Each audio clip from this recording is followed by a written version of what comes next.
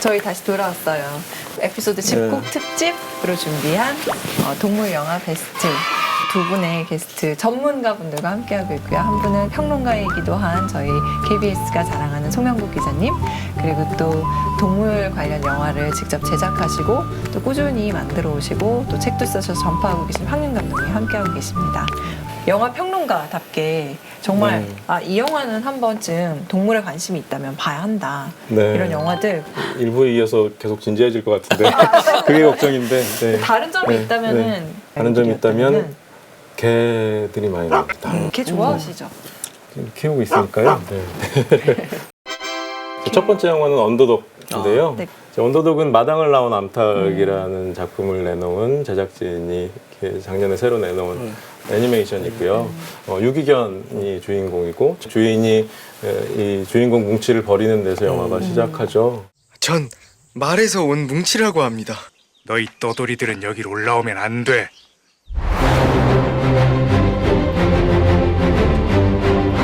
우리도 산에서 살면 안 돼요? 거기도 우리 같은 개들이 살고 있다고요. 아, 개들이 그냥 개인 줄 알아? 개들은 산의 무법자요, 무법자. 뭉치가 다른 유기견들과 만나면서 그런데 이 유기견들은 이제 철거를 앞둔 그 재개발 현장에서 이제 모여서 하는데 철거가 진행되고 또 개장수들이 공격을 해오고 이러면서 정말 사람이 없는 이상향으로 우리 떠나보자라는 모험 이야기이고 로드무비이기도 합니다. 네, 김 교수님 맨날 가시는 곳이에요. 재개발이 구하러.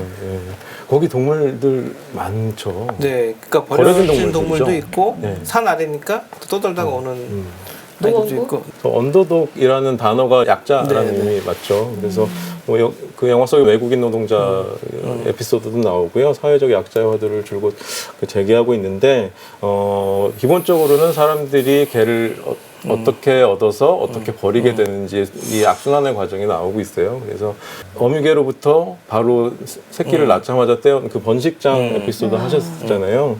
그래서 이 펫숍이나 이런 곳에서 귀여워 보이는 나이대를 위해서 새끼 낳자마자 어미개로부터 떼어놓고 그렇게 되면 이제 최소한 2개월 동안 어미와 함께 사회화 과정 이런 거를 거쳐야 되는데 그 과정이 없이 갇혀 있다가 대부분 개에 대해서 잘 모르는 이제 사람들이 그 개를 구입해서 인간과의 사회화 교육도 제대로 시키지 않고 그렇게 되면 결국 문제 행동을 일으키지 않는 것이 더 이상한 상황이 되는 다 물어뜯고 뭐 어질러 놓고 똥오줌 못 가리고 이런 상황을 개에 대해서 잘 모르는 이제 주인들이 감당하지 못해서 버리고 그렇게 대량 생산되고 대량 분양되는 그 악순환의 과정을 영화 속에서 그리고 있고요.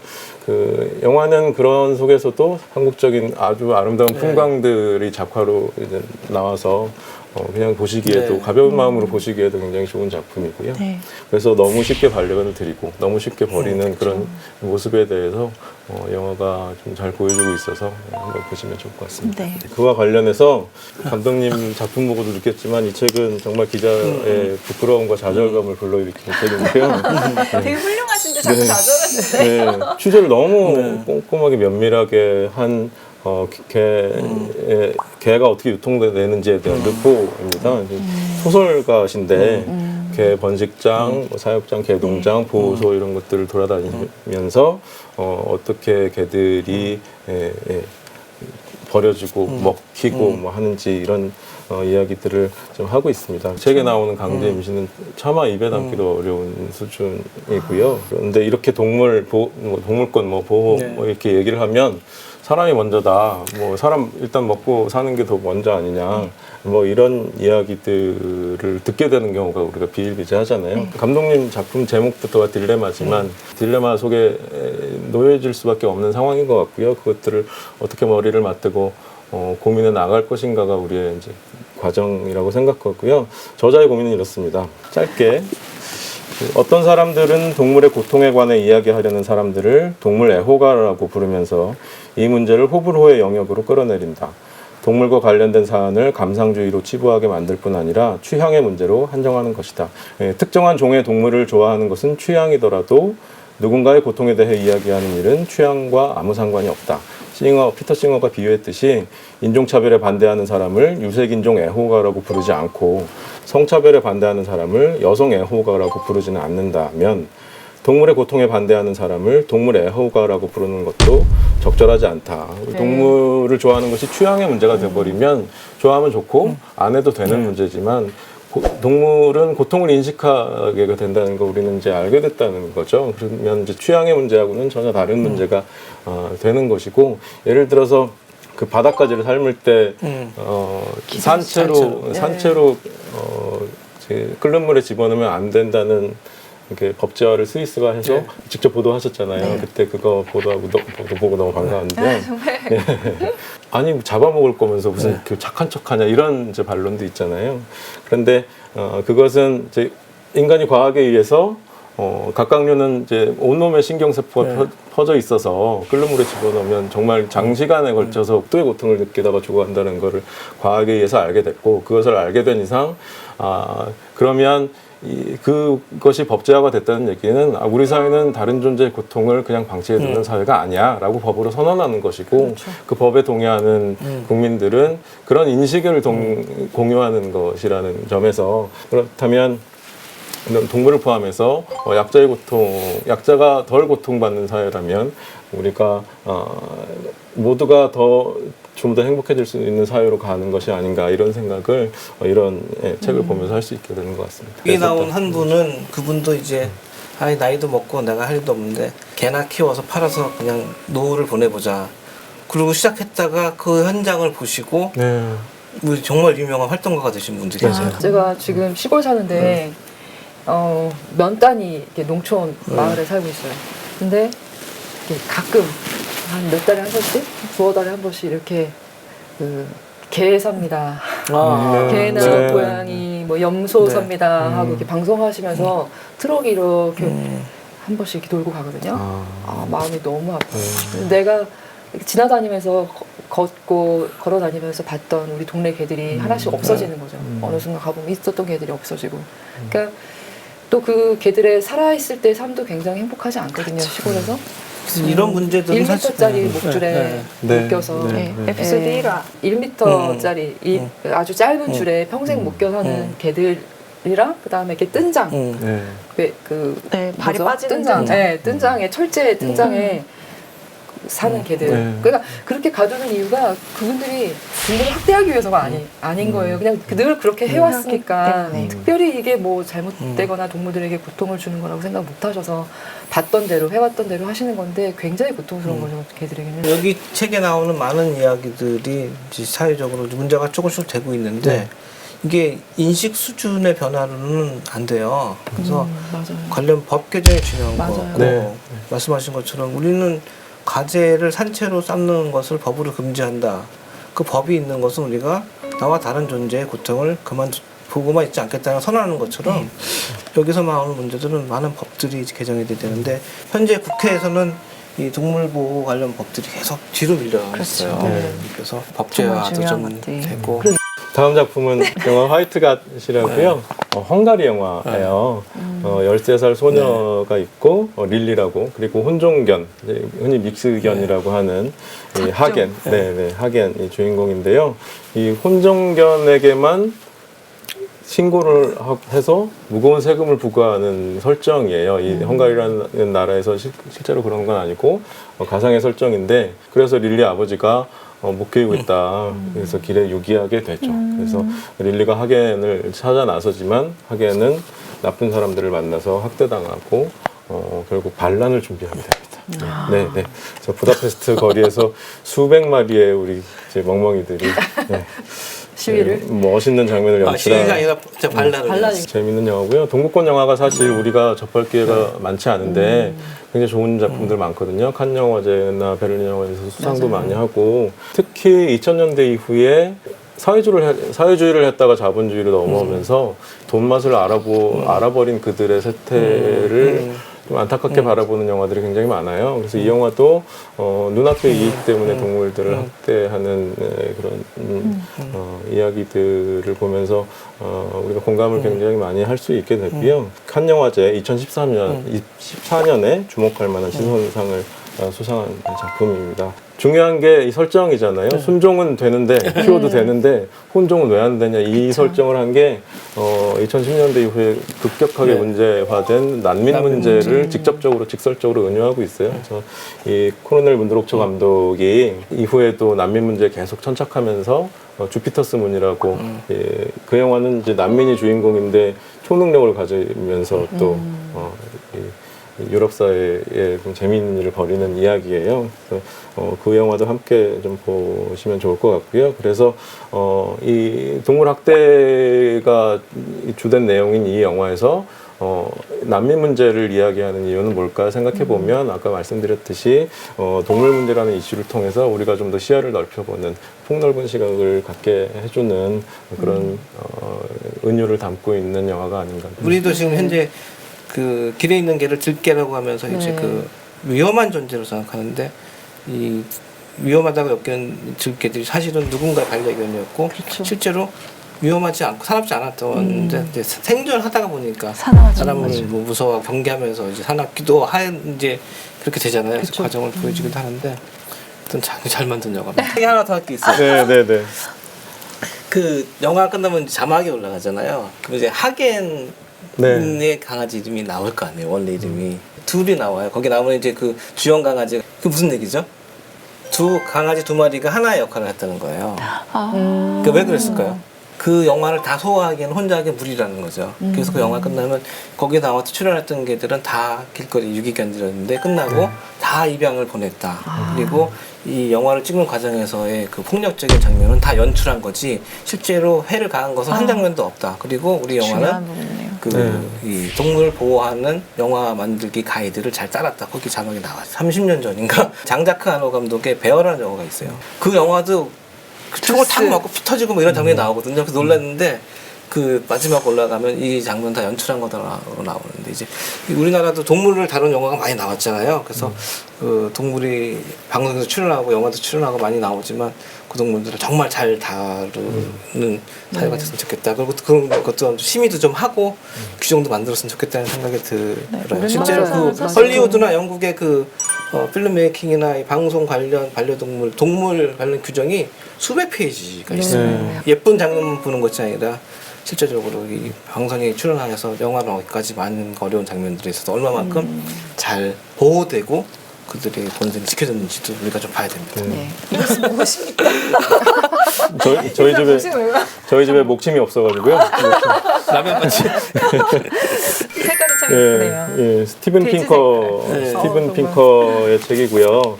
2014년에 뭐 뉴욕타임즈, BBC, 세상의 모든 언론이 올해의 책이다라고 주저없이 뽑은 선정한 책이고요. 그래서 이제 동물에 관한 그 책이 아니고 인류가 왜 이렇게 폭력을 저지르고 있는지를 연구한 책이고요. 폭력을 연구하다 보니까 이 아까 말씀드린 여러 가지 문제들, 여성, 인종, 그리고 뭐 성적 지향, 아동 이런 것들이 다 연결돼 있다라는 게 이 방대한 책에 그 증명이 되고 있는 거죠. 그래서 그 궤도가 뭐 따로따로 떨어져 있는 것이 아니라 특히 1970년대 이후에 함께 이렇게 줄어들고 있더라 폭력의 양태들이. 그래서 양적으로 보면 대단히 그 이전에는 많았었는데 특히 동물과 관련해서는 1975년에 피터 싱어에 의해서 동물권이라는 단어가 유통되기 시작하면서 사냥하는 가구의 수가 이렇게 내려가고 아까 말씀하신 그 영화에서 동물을 해친 숫자가 이렇게 내려가서 지금은 0이에요 미국은. 그렇게 함께 이어져 오고 있는데 결말부에서 이야기하고 있는 내용이 사실은 여성으로 결론을 내리고 있어요. 그래서 읽어드리면 여성화의 다양한 형태들은 직접적인 정치 권한 부여, 남성적인 명예의 허세를 꺾기, 여성이 원하는 형태의 결혼, 여자아이가 태어날 권리, 여성이 자신의 생식력을 스스로 통제하는 것, 낙태나 피임을 얘기하겠죠. 폭력을 줄인 요인이었다 이런 것들이 이 역사적 행진에서 뒤처진 지역들은 모든 분야의 폭력 감소에서도 뒤처졌다. 이것은 당장이 아니더라도 장기적으로는 세계에서 폭력적 충돌이 좀 더 감소할 것임을 암시하는 희망적인 신호다. 그러니까 한 사회가 여성을 이해하는 정도, 뭐 여성적 가치를 실현하는 정도가 그 사회의 폭력의 정도를 나타내는 바로미터가 되더라라는 게 이 책에 좀 힘주어서 강조를 하고 있는 부분이고요. 이 동물에 대한 폭력에 반대하는 영화들을 계속해서 말씀드렸습니다만 이런 문제들이 우리 인간 사회에서 해결해야 할 문제들과 그냥 느낌만으로 연결되어 있는 것이 아니라 객관적인 데이터로 실체적으로 서로 관계를 맺고 있음을 방대한 책을 목짐을 삼을 수 있는 책을 통해서 꼭 읽어보세요. 증명하고 있습니다. 동물 홀로코스트라는 책 혹시 읽어보셨나요? 그러니까 그것도 역시 이제 인간의 폭력성을 이렇게 쭉 파헤치는데 그 근저에 동물에 대한 폭력. 네.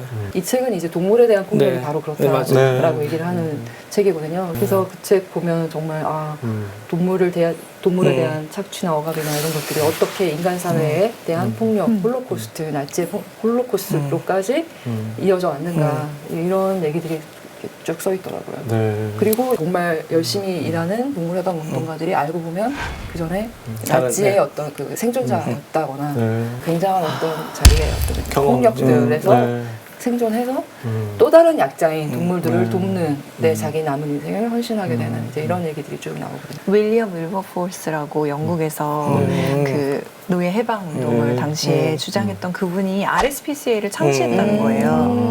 어메이징 그레이스. 네, 그래서 그걸 이제 그 어메이징 그레이스라는 영화에 그런 내용들이 있다. 물론 노예제 해방 그런 쪽에 초점을 더 맞추긴 한데 되게 인상 깊게 그 영화를 보고 그 다음에 이분이 근데 RSPCA라는 동물 보호 그런 잔인함 방지하는 단체를 만들었다는 걸 알았을 때 진짜 그게 다 연결돼 있는 거죠. 약자에 대한 시선 결국 동물로까지 가는. 그러니까 이제 이런 것처럼 어떤 폭력 역사를 쫙 훑어봤더니 결국은 여성의 문제를 가더라라고 하는 결론처럼 이제 그 부분에서 많은 부분이 이제 동물로 가는 거고 동물에 대한 폭력이 여성 문제, 장애 문제, 노동 문제, 뭐 전쟁 뭐 다 이제 섞여 있다.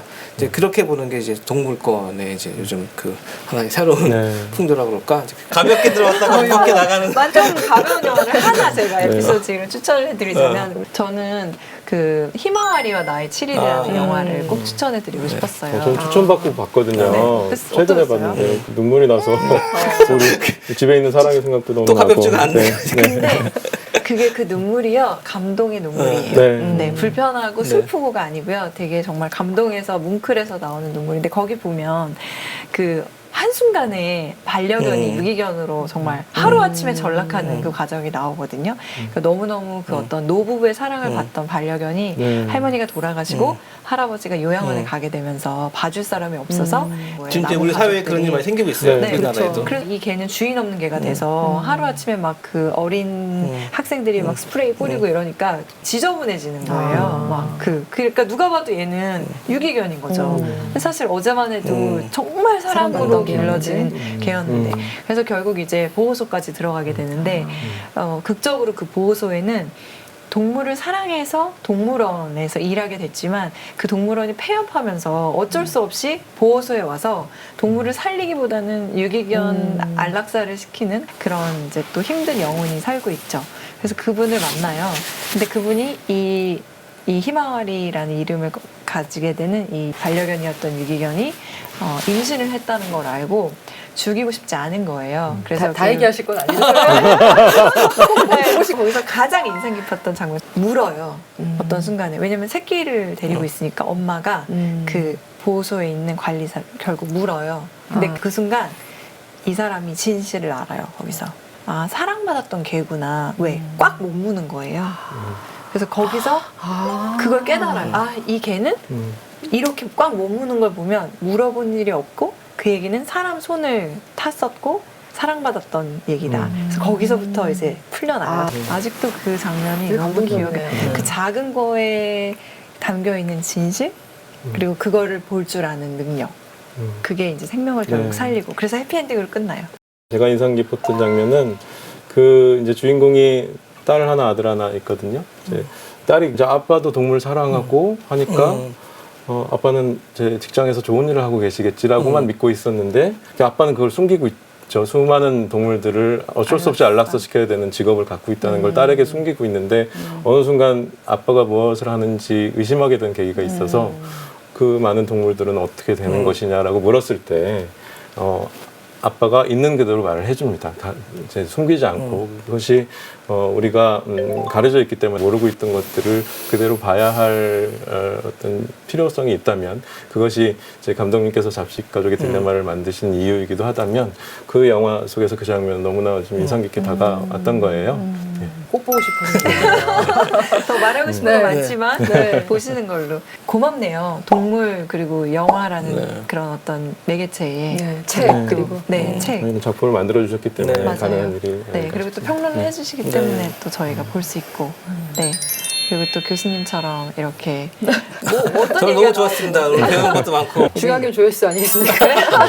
이거를 어떻게 이렇게 감안할 수 있을지. 무리를 일으켜 주셔서 그거는 감사합니다. 근데 오늘 정말 함께 해주셔서 감사해요. 하여튼 뭐 코로나 사태인데요. 네, 다 같이 위기를 극복해야만 하긴 하는데